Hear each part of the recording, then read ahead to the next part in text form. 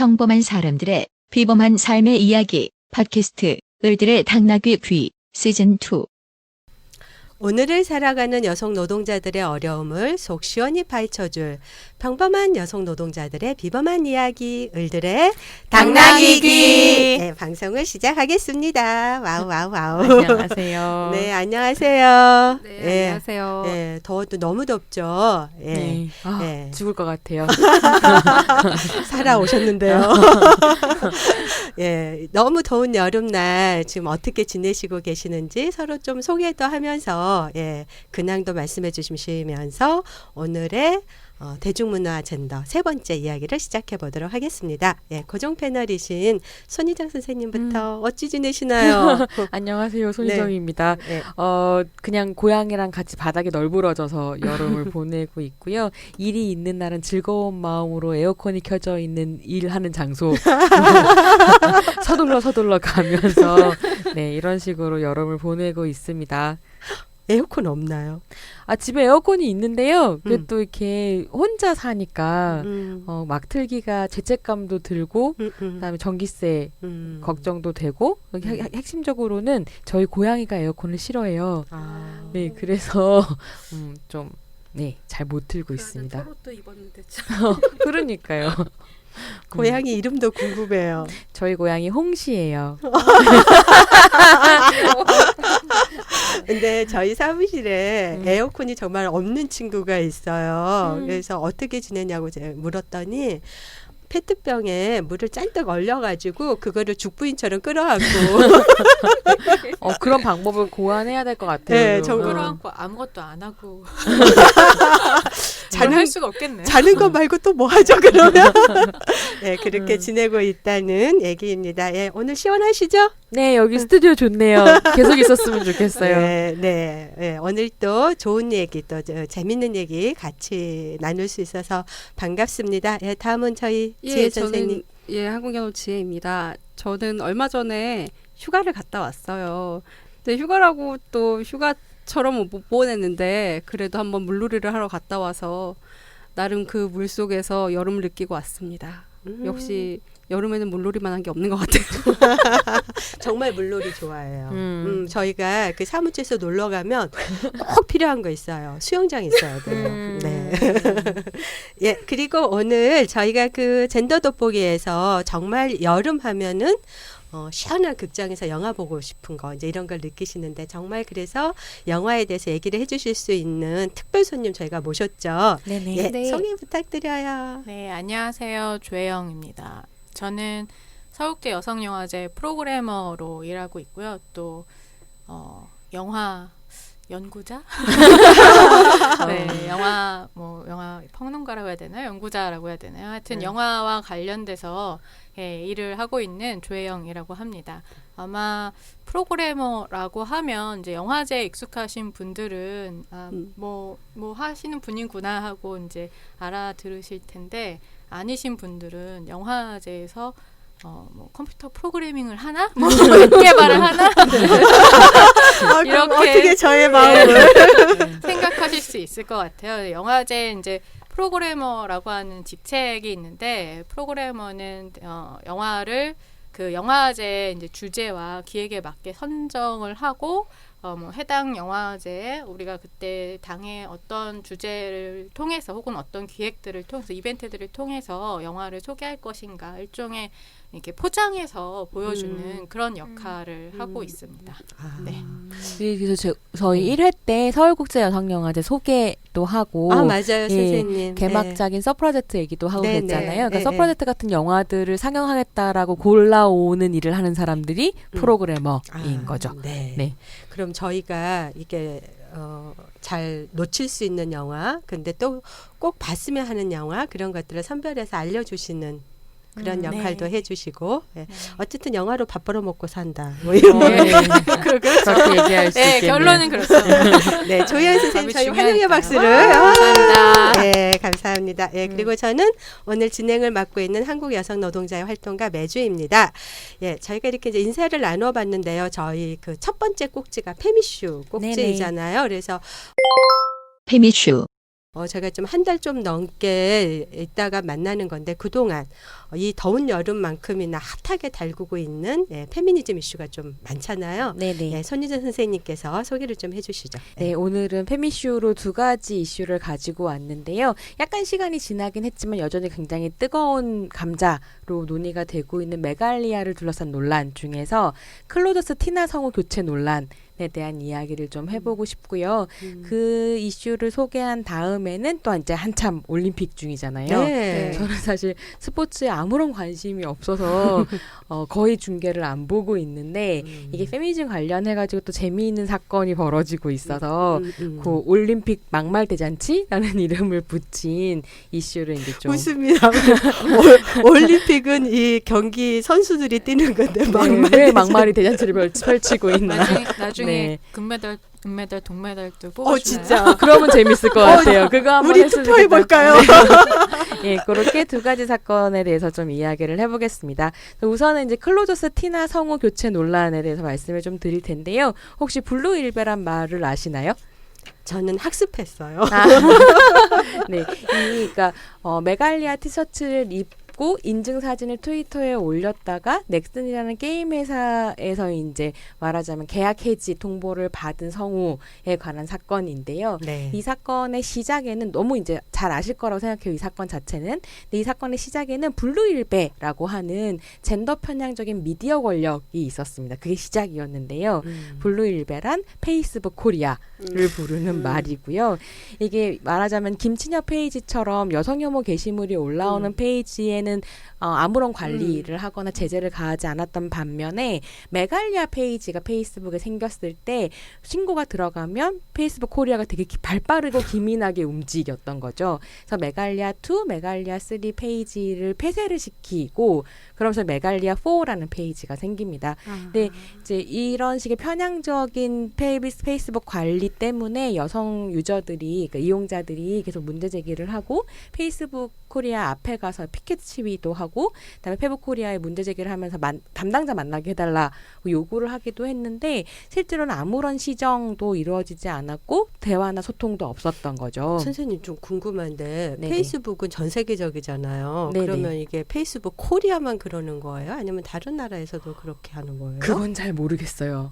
근데 이게 맥심 코리아 사건 아시잖아요. 네. 왜 코리아가 여기저기 있지? 그래서 어떻게 보면 사실은 젠더 편향적인 미디어 권력이라고 하는 건 전 세계적인 현상일 거라고 생각하는데 상식의 합의선이 사실은 한국의 지사들은 좀 더 낮은 것이 아닌가라는 생각이 좀 들기는 합니다. 그러니까 한국만 더 유독 발빠르게 페이스북 코리아에서 메갈리아 페이지들을 폐쇄시켰다. 그렇게 하는 거죠. 그래서 블루일베다. 블루일베다라고 네, 이야기가 알겠습니다. 됐었고요. 네. 이 이야기를 하는 것은 그러니까 그 클로저스 티나 연기를 했었던 김자연 성우가 입은 티셔츠에 대한 이야기를 하기 위해서 이제 이야기가 시작이 된 건데요. 네네. 그러면서 이제 메갈리아 4에서는 아무리 문제 제기를 해도 이게 잘 안 먹히니까 민사 소송을 제기를 하기로 민사소송을 진행을 하기로 결정을 하게 됩니다. 그래서 페이스북 코리아를 대상으로 민사소송을 할 텐데 실제로는 이 소송을 준비를 하면서 소송에는 질 거라고 생각을 했었던 것 같아요.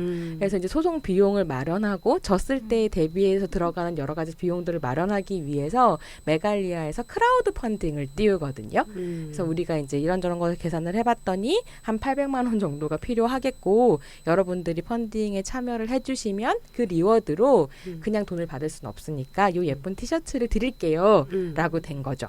그 티셔츠가 그 유명한 걸즈 두낫 리더 프린스가 박힌 메갈리아 티셔츠입니다.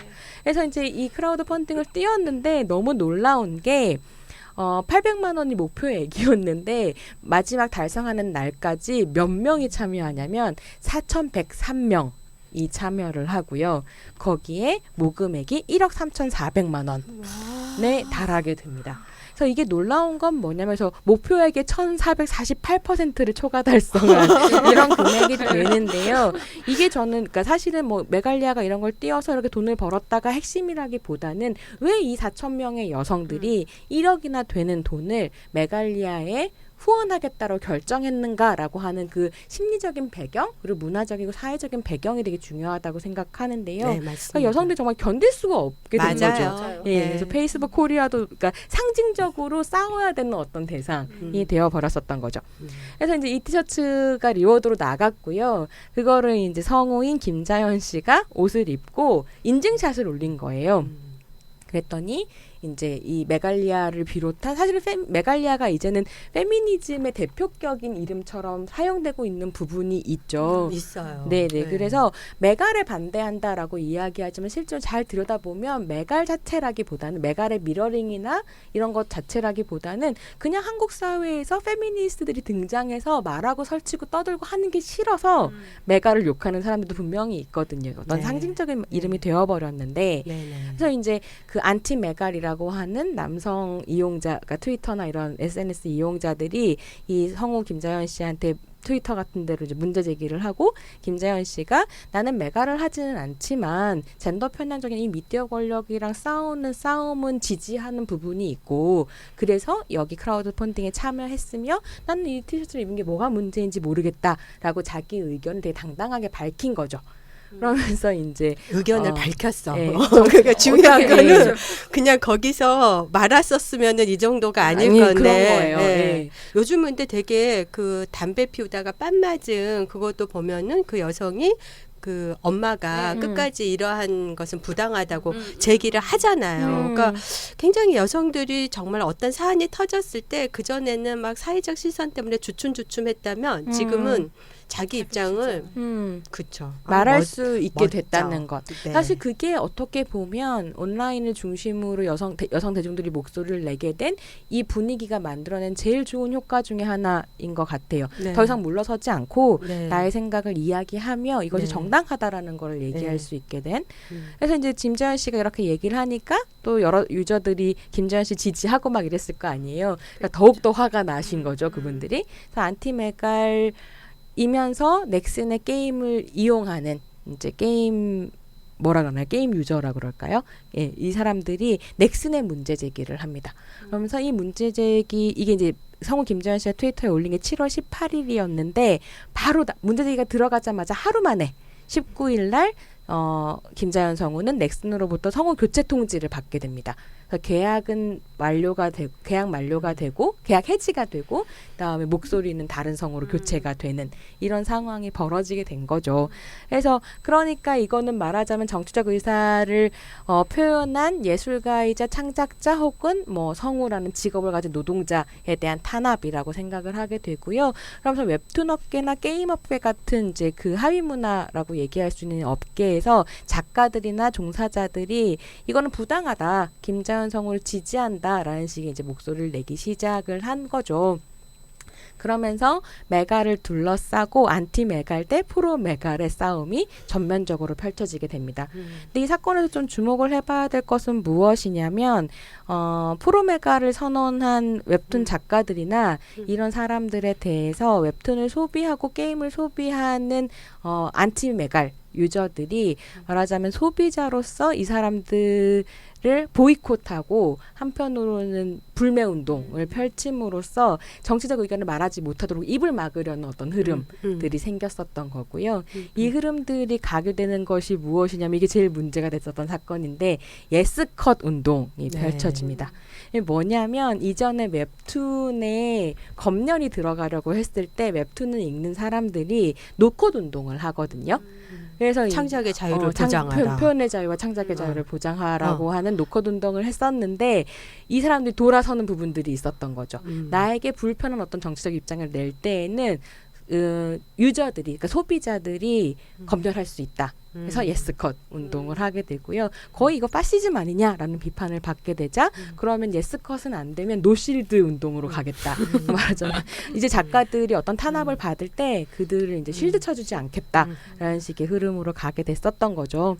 거기에 더 문제가 됐었던 건 이 노컷 운동을 하는 사람들이 그 말하자면 메가를 지지한다라고 얘기했었던 웹툰 작가나 트위터 셀럽이나 이런 사람들의 명단을 이제 정리를 나무위키라는 사이트의 명단을 정리를 하면서 나무위키 살생부라는 게 떠돌고 거기에 올라온 사람들의 작품들은 뭐 별점 테러를 당한다든지 이런 식의 제재를 받게 되는 이런 식의 사건들로 연결이 됩니다.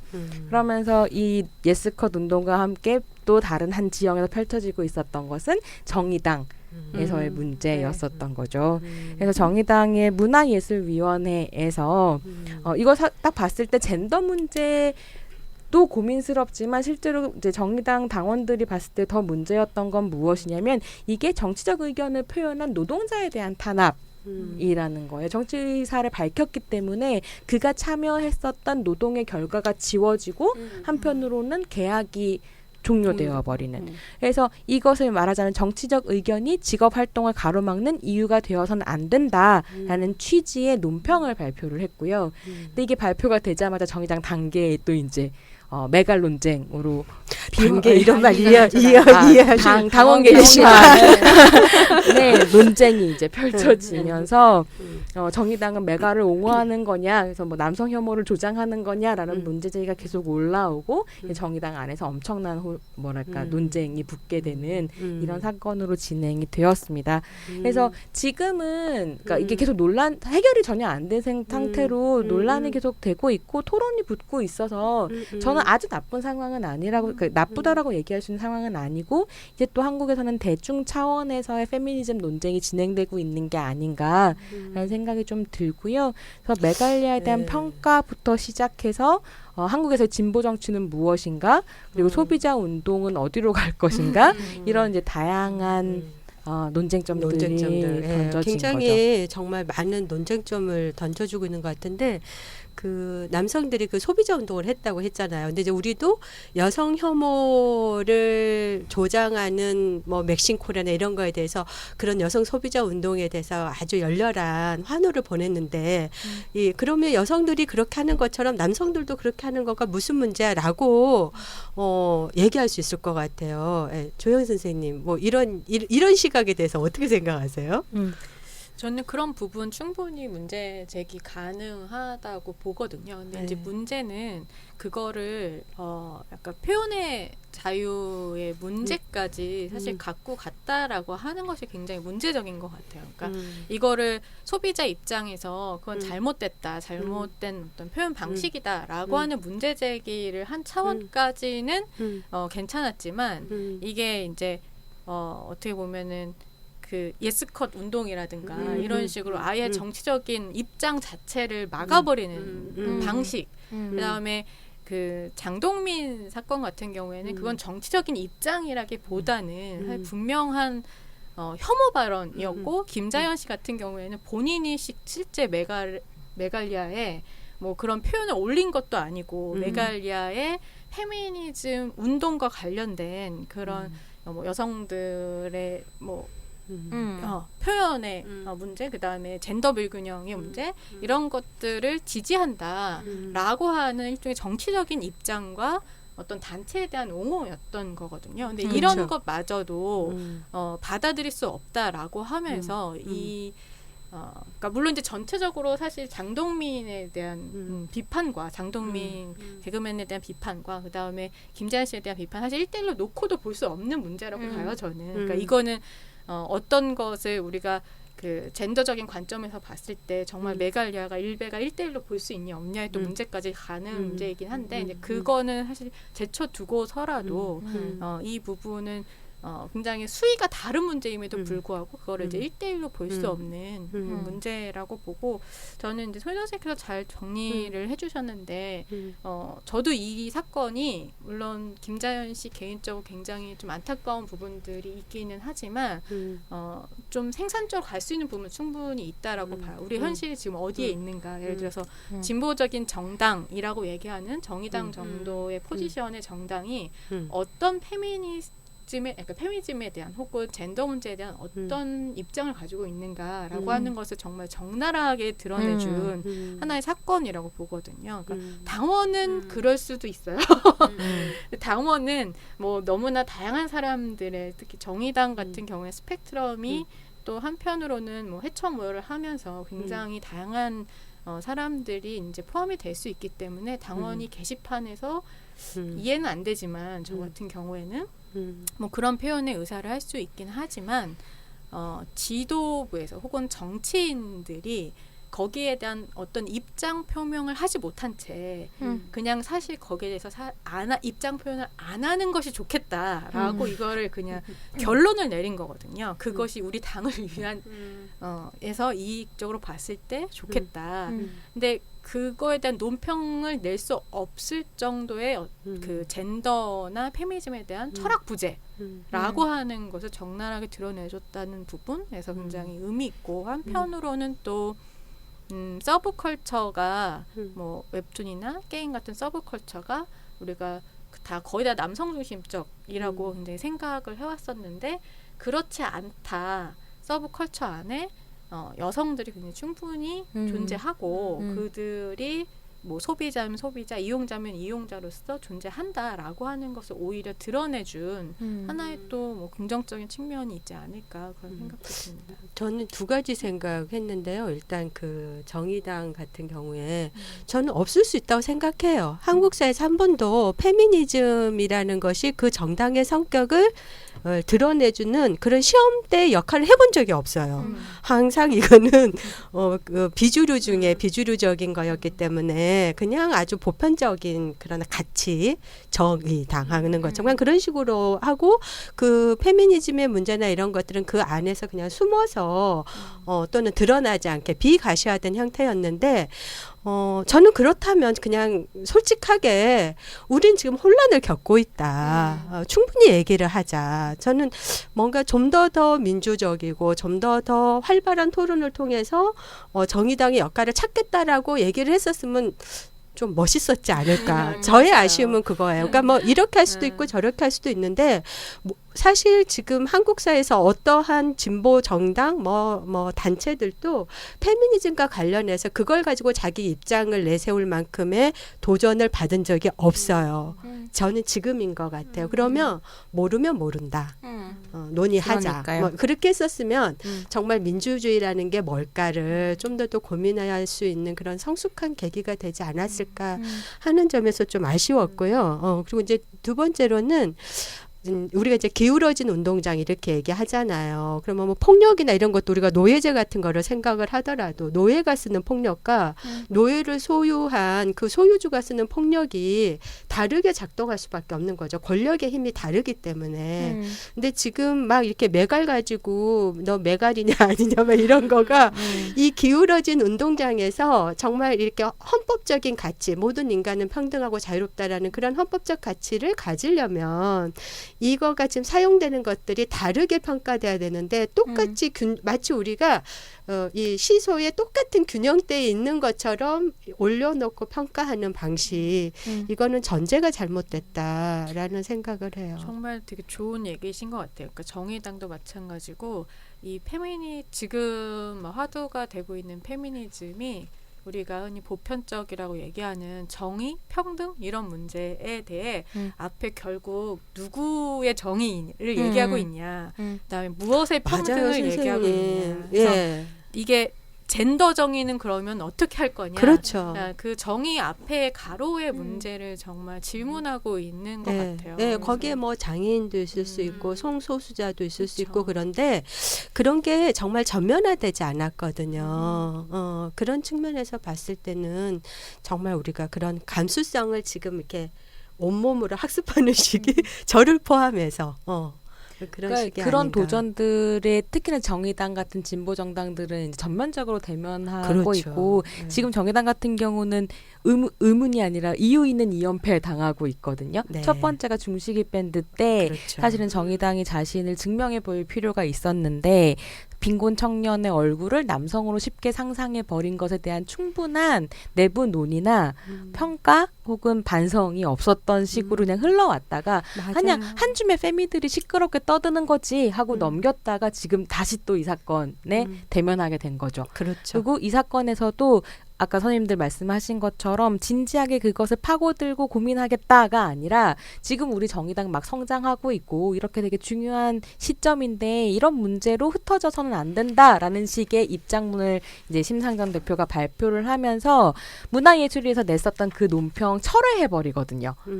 그래서 근데 이 심상정 대표의 발표 같은 경우에는 사실은 안티메갈 혹은 안티페미니스트라고 하는 남성 당원도 만족시키지 못하고 한편으로 페미니즘의 의제를 정의당이 가져가야 된다라고 생각하는 여성 당원들도 혹은 여성 지지자들도 만족시키지 못하면서 사실은 남성 당원들은 탈당하기 시작하고 여성 지지율은 떨어지는. 그래서 완전히 이제 실패한 전략이 그렇죠. 되어버린 상황이 좀 됐죠. 배웠으면 좋겠어요. 교훈을 좀 얻으셨으면 좋겠는데 네. 그게 참 어렵죠. 네. 그래서 여전히 헤일 몰려오는데 조개 줍고 있냐 이런 식의 감수성이신 것 같고요.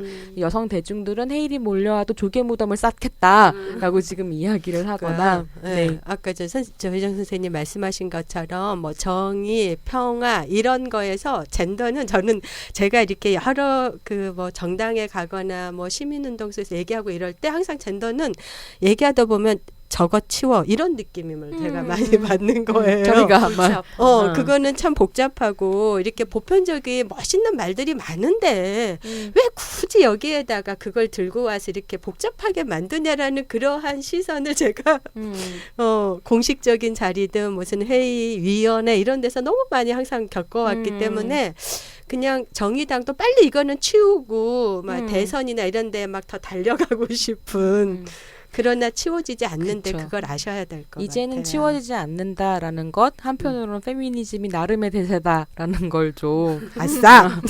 제가 어디서 그런 얘기 했는데 페미니즘이라는 헤일이 몰려오고 있는데 아직도 고추 따고 있니? 뭐 이런 생각 이런 얘기를 너무 정의당한테도 해드리고 싶은 거죠. 네, 들으셨으면 좋겠어요. 두 번째 이슈로 넘어가 네, 볼까요? 네. 그래서 이것과 연결돼서 사실은 또 하나 되게 재미있는 사건이 벌어졌는데요. 뭐냐면 아름드리 위키라는 사이트가 하나 생겼어요. 원래 이렇게 네티즌들이 정말 많이 이용하는 온라인 백과사전 중에 나무위키라는 사이트가 있거든요. 아까 나무위키 살생부 있다고 말씀드렸잖아요. 이게 말이 온라인 백과사전인 건데 정확하게는 위키위키라고 하는 이름을 가진 이제 사이트예요. 그러니까 위키피디아의 한국 버전이고 위키피디아 같은 애들 위키위키라고 말하는데요.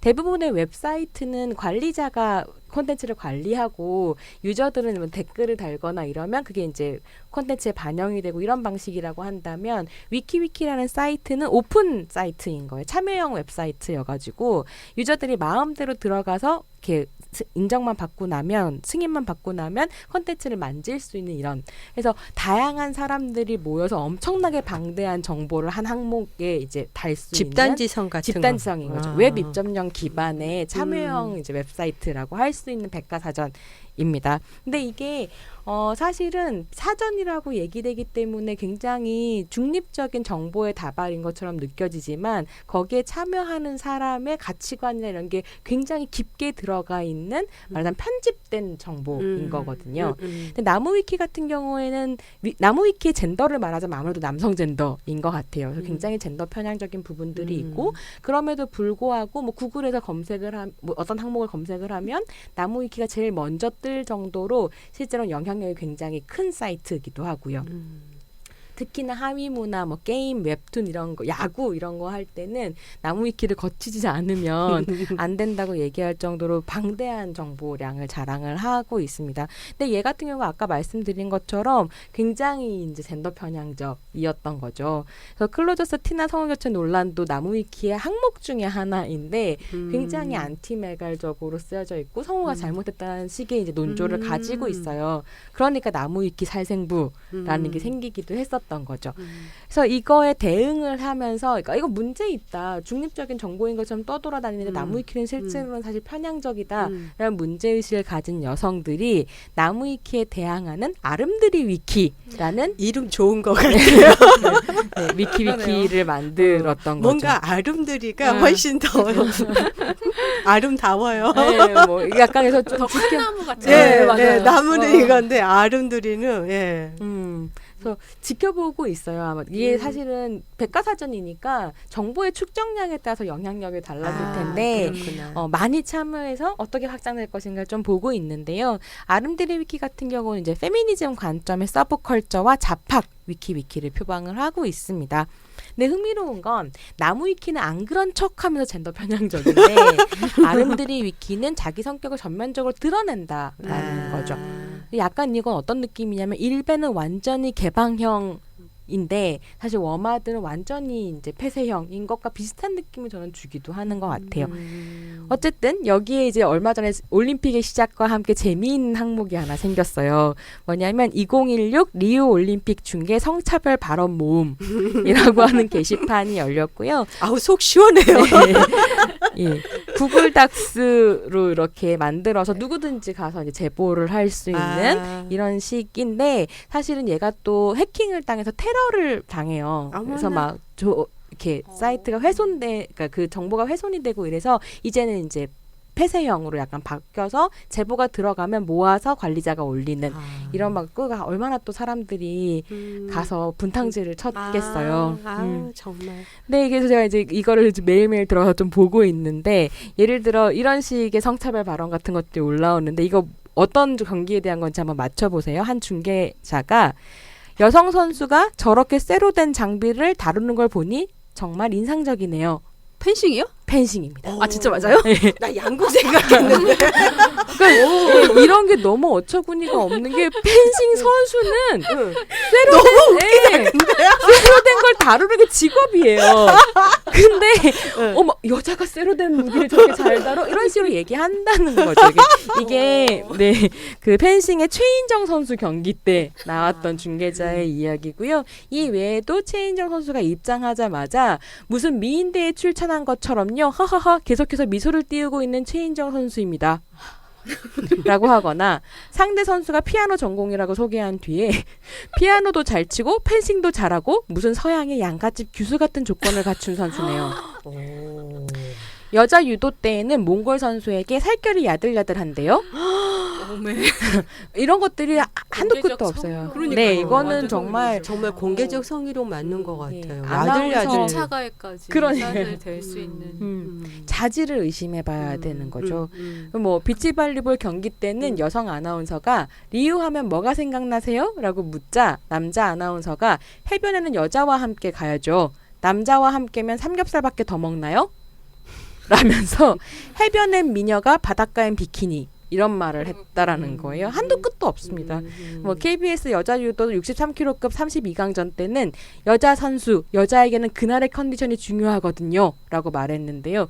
남자 선수에겐 그날의 컨디션이 안 중요한가요? 뭐 이런 식의 문제들이 이제 뭐 그래서 들어가 보시면 가슴을 치면서도 한편으로는 이런 것들이 이제 문제될 수 있는 시대가 왔다라는 근데 거. 그동안 우리 이런 거 들어도 흘렸잖아요. 아유 또 저래 뭐 집에서 약간 궁시렁대고 이랬는데 모아놓으니까 진짜 훨씬 다르네요. 이렇게 언어화돼서 보도가 이렇게 된다니까 확실히 느낌이 그냥 혼자서 아유 또 저래 뭐 이런 아니면 그것조차 못 느낀 경우도 많죠. 우리가 그러니까 실제로 페미니즘이 파워가 되고 영향력을 미치는 파워가 되고 있는 것 같아. 좀 더 돼야 될 것 같기도 하고요.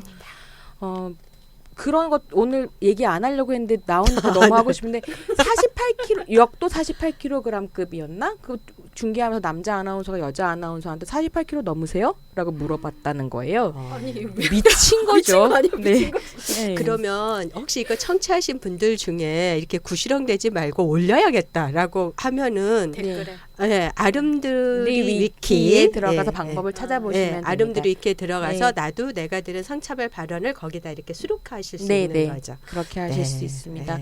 그러면서 이제 여기에서 또 하고 있는 건 뭐냐면 중계에서의 문제 발언뿐만이 아니라 보도 행태, 올림픽 보도 행태에 문제가 되는 기사들을 또 아카이빙을 하고 있어요. 경향신문 같은 경우에는 어제자 8월 9일자 신문의 1면에 엄마는 역사다. 라는 굉장히 막 비장한 검정색 거의 역사 역도선. 예. 아, 역도 선수. 역사. 네, 엄마는 역사. 역사다. 그래서 어. 이런 제목으로 역도 53kg급에 출전한 윤진희 선수의 이야기. 그러니까 어떻게 뭐 아이의 엄마가 됐다가 다시 복귀를 했고 이런 것들을 이야기하는데 엄마를 전면적인 타이틀로 뽑으면서 문제가 좀 됐었고요. 뭐 이것도 조금 말씀드려 볼까요? 탁구 보도하면서 스포츠 한국에서는 서여원, 릴리장과 미녀 맞대결에서 완승. 예, 중앙일보는 역사 윤진이를 소개하면서 여보도 힘내요. 먼저 웃은 주부 역사 윤진이. 미치겠다, 뭐 진짜. 이런 거예요. 양궁 기보배 미소 피부 미인. 그럼 우리가 이거를 미러링 네. 하면은 아빠는 역사다 뭐 그렇죠. 그런 거 어. 되는 거죠. 그럼 너무 이상한 얘기인 거죠. 전업주부 뭐 이런 거면은 남편 뭐 누구 뭐 이렇게 정말 이상한 거예요. 물놀이에 푹 빠진 미녀 검객 뭐 이런 식의 계속 나오는 거죠. 그래서 이런 중계 행태나 사실 보도 행태를 보면 그러니까 보편적인 스포츠맨은 언제나 남성으로 설정이 되어 있고 여자 스포츠 선수는 그냥 여자 그러니까 볼거리로 다루어진다는 생각이 좀 드는 거예요. 그래서 남자 선수는 선수가 되는데 여자 선수는 그냥 여자가 되는. 근데 이거는 남자 선수는 선수가 되는데 여자 선수는 여자가 되는 여자로 거죠. 다시 환원되는. 스포츠 선수여도 여전히 미모가 중요하고 그렇죠. 여전히 관계가 사회적 관계가 중요하고 가족 관계가 중요하고. 그래서 이제 그런 것들, 그러니까 정말 보도와 중계를 보면 페미니즘 교과서가 따로 없어요. 그러니까 우리가 오버하고 있는 것이 아니라는 것을 매일매일. 근데 이제. 이게 진짜 각자 늘 보면서 굉장히 거슬리고 내가 이 얘기를 왜 들으면서 이 정말 스포츠 경기를 김연경 선수를 정말 열렬히 즐기고 저 경기의 맞아요. 능력을 정말 즐기고 싶은 그 순간에 왜 그런 이야기를 들어야 하는가 이제 개인적으로 이렇게 거슬리고 막 혼자 불평하고 이러고 있었는데 이게 모이니까 하나의 어떤 분노 다발이 되는 거예요. 분노 다발. 그래서- 선생님 멋진 표현인 것 같아요. 그러니까 여성도 분노할 수 있다라고 하는 뭐 이런 정말 적극 모인다는 게 여성의 집단지성이라는 게 정말 중요하다는 정말 생각이 그러네요. 드네요. 항상 그 남성의 시선으로 평가 대상이 됐다가 그런 걸 이렇게 모으니까 이렇게 계속 대상화되면 안 되겠다라고 하는 생각을 우리가 이렇게 일상적으로 이렇게 당하고 있었구나 이런 걸 좀 그 느낄 수 있네요. 집단지성도 이제 늘 앞에 굉장히 남성 맞아요. 기반으로 해서 얘기를 많이 했었는데 이 집단지성의 어떤 젠더를 다시 생각하게 만드는 굉장히 중요한 지점인 것 같아요. 저는 그래서 한편으로는 그러니까 일베랑 메가를 비교할 때 그런 얘기 많이 하는데요. 일베 같은 경우는 불안과 박탈감을 기반으로 한 혐오가 이제 혐오 표현의 주된 감정이라고 얘기한다면 메갈 같은 경우는 혐오 표현이라는 형태를 띠고 있지만 형식을 띠고 있지만 실제로는 공포와 분노라고 이야기하거든요. 그래서 인터넷상에서 소통될 수 있는 언어의 형식이 혐오 표현과 뭐 낄낄거림, 뭐 조롱 이런 것이긴 하지만 그것을 얻었을 때 그 밑에서 흐르고 있는 감정의 성격은 완전히 다르다는 것. 그래서 그 얘기 많이 하는데요. 메갈 같은 경우에 빅데이터 돌리면 공포가 가장 많이 나오는 단어라는 거예요. 시선 강간에 대한 공포라든가 물리적 폭력에 대한 공포, 회사에서 차별받거나 잘릴 것에 대한 공포, 시월드에 대한 공포 이런 공포들이 사실 중첩되어서 얼마 전에 제주도에서도 또 일어났었잖아요. 그러니까요. 예. 실제로 일어났잖아요. 또. 진짜로 정말 그러니까 공중 화장실 못 가겠다 이런 생각 못 참아서 터져 나오는 것이다라는 생각을 좀 해볼 필요도 있을 것 같아요. 네. 네. 페미슈만 얘기를 했는데 저희가 지금 40분을 그러게요. 제가 10분 잡고 온 내용이 네. 아니, 너무 중요한 얘기여서 안 네. 할 수는 없었던 것 같습니다. 네. 네, 어쨌든 올림픽 볼 때 혼자 구시렁거리지 말고 아름드리 위키를 이용해서 서로가 분노 다발을 좀 만들어서 우리가 살고 있는 현실이 얼마나 여성들을 대상화하고 또 그러는지를 좀 살펴보는 그런 게 했으면 좋겠다라는 또 그러한 페미슈도 들려주셨습니다. 을들의 당나귀 귀 시즌2는 2016 아름다운 재단 변화의 시나리오 지원 사업으로 한국여성노동자회에서 제작합니다. 제작합니다.